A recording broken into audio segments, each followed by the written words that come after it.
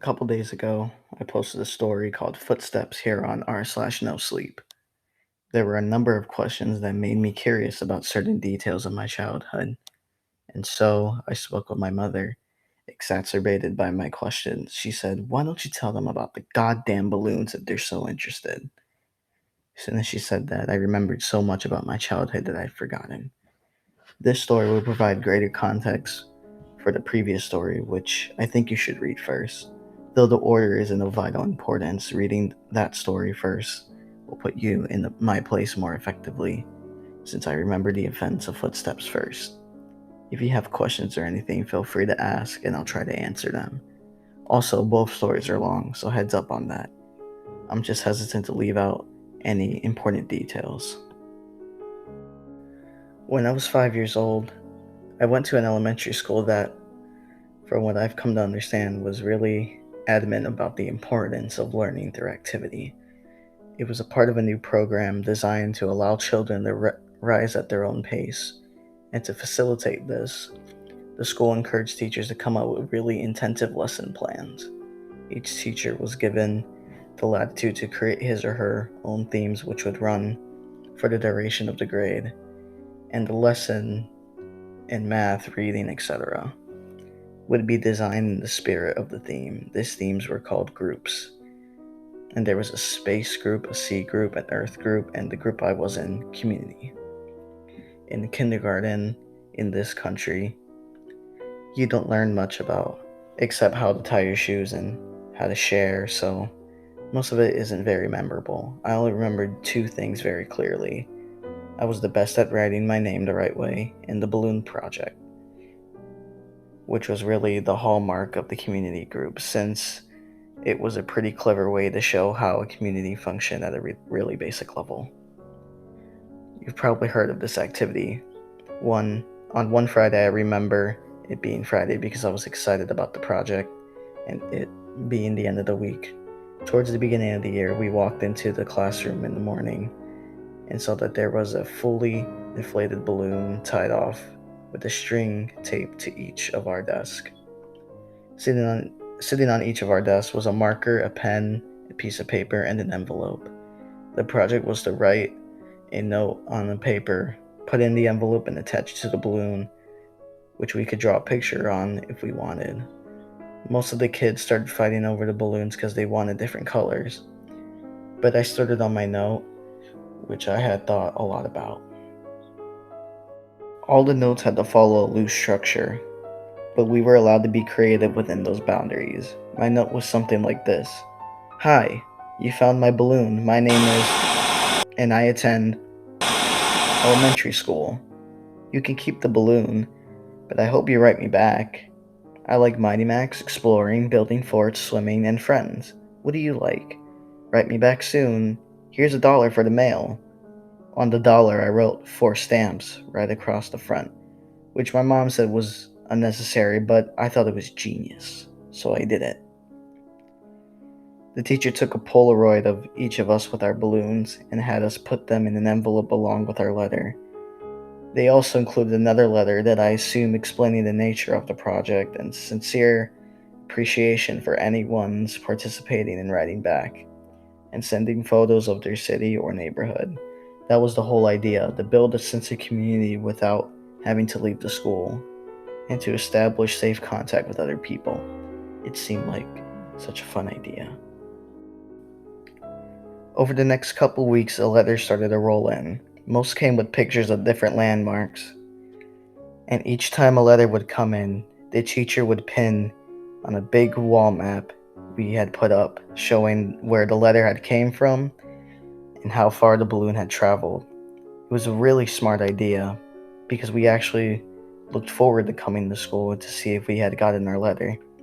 For the duration of the year, we had 1 day a week where we could write back to our pen pal or another student's pen pal in case our letter hadn't come in yet. Mine was one of the last to arrive. When I came into the classroom, I looked at my desk and once again didn't see any letter waiting for me. But as I sat down, the teacher approached me and handed me an envelope. I must have looked so excited because I was about to open it up. She put her hand on mine to stop me and said, "Please, don't be upset." I didn't understand what she meant. Why would I be upset now that my letter had finally come? Initially, I was mystified that she would have even known what was in the envelope, but now I realize that of course the teachers had to screen the contents to make sure that there was nothing obscene. But all the same, how could I be disappointed? When I opened the envelope, I understood. There was no letter. The only thing in the envelope was a Polaroid, but I couldn't really make out what it was. It looked like a patch of desert, but it was too blurry to decipher. It appeared as if the camera had been moved while the picture was being taken. There was no return address, so I couldn't even write back if I wanted to. I was crushed. The school year pressed on, and the letters had stopped coming for nearly all the other students. After all, you can only continue written correspondence with a kindergartner for so long. Everyone, including myself, had lost interest in their letters almost completely. Then I got another envelope. My excitement was rejuvenated, and I reveled in the fact that I was still getting a letter when most of the other pen pals had abandoned their involvement. It made sense that I received another delivery. There had been nothing but a blurry picture in the first one, so this was probably to make up for that. But again, there was no letter at all, just another picture. This one was more distinguishable, but I didn't understand it. The photographer was angled way up, catching the top corner of the building, and the rest of the image was distorted by a lens flare from the sun. Because the balloons didn't travel very far, and because they were all launched on the same day, the board became a bit cluttered, and so the policy for the students still exchanging letters became that they could take the photographs home. My best friend Josh had the second highest number of pictures taken home by the end of the year. His pen pal was really cooperative and sent him pictures from all around the neighboring city. Josh took home, I think, 4 pictures. I took home nearly 50. The envelopes were all opened by the teachers, but after a while, I stopped even looking at the pictures. However, I saved them in one of my drawers that housed my collection of rocks, baseball cards, comic book cards, Marvel metal cards for those who might remember, and little miniature baseball batting helmets that I get out of a vending machine at the Winn-Dixie after T-ball games. With the school year over, my attention turned to other things. My mom had gotten me a small snow cone machine for Christmas that year, and Josh had really coveted it so much that his parents bought him a slightly nicer one for his birthday, which was towards the end of the school year. That summer, we had the idea that we would set up a snow cone stand to make money. We thought we'd make a fortune selling snow cones for at $1. Josh lived in a different neighborhood, but we eventually decided that my neighborhood would be better because there was a lot of people who cared for their lawns. The yards in my neighborhood were slightly bigger. We did this for 5 weekends in a row until my mom told us we had to stop. I've only recently come to understand why she did that. On the 5th weekend, Josh and I were counting our money. We both had a machine, which we had a separate stack of money that we put together into one stack, and we split it evenly. We had made a total of $16 that day, and as Josh paid out my $5, a feeling of profound surprise consumed me. The dollar said 4 stamps. Josh noticed my shock and asked if he had miscounted. I told him about the dollar, and he said, "That's so cool, man." As I thought about it, I came to agree. The idea that the dollar had made it right back to me after changing so many hands floored me. I rushed inside to tell my mom, but my excitement, coupled with her being distracted by a phone call, made my story incomprehensible, and she responded with simply by saying, "Oh wow, that's neat." Frustrated, I ran back outside and told Josh I had something to show him. Back in my room, I opened the drawer and took out the stack of envelopes and showed him some of the pictures. I started with the first picture, and we went through about 10 before Josh lost interest and asked, if I wanted to go play in the ditch, a dirt ditch down from the street from my house, before his mom came to pick him up. So that's what we did. We had a dirt war for a while, but it was interrupted several times by rustling in the woods around us. There were raccoons and stray cats that lived in there, but this was making a little too much noise, and we traded guesses at what it was in an attempt to scare each other. My last guess that it was a mummy, but in the end, Josh kept insisting that it was a robot because of the sounds that we heard. Before we left, he had got a little serious and looked at me right in the eyes and said, "You heard it, didn't you? It sounded like a robot. You heard it too, right?" I heard it. And since it sounded mechanical, I agreed that it's probably a robot. It's only now that I understand what we heard. When we got back, Josh's mom was waiting for him at the kitchen table with my mom. Josh told his mom about the robot. Our moms laughed and Josh went home. My mom and I ate dinner, and then I went to bed. I didn't stay in bed for long before I crept out and decided that, due to today's events, I would revisit the envelope since now the whole affair seemed much more interesting. I took the first envelope and set it on the floor, and set the blurry desert Polaroid on top. I laid the second envelope right next to it and placed the oddly angled Polaroid of the building's top corner on top, and did this with each picture until they formed a grid that was about 5 by 10. I always taught to be careful with things I was collecting, even if I wasn't sure they were valuable. I noticed the pictures gradually become more decipherable.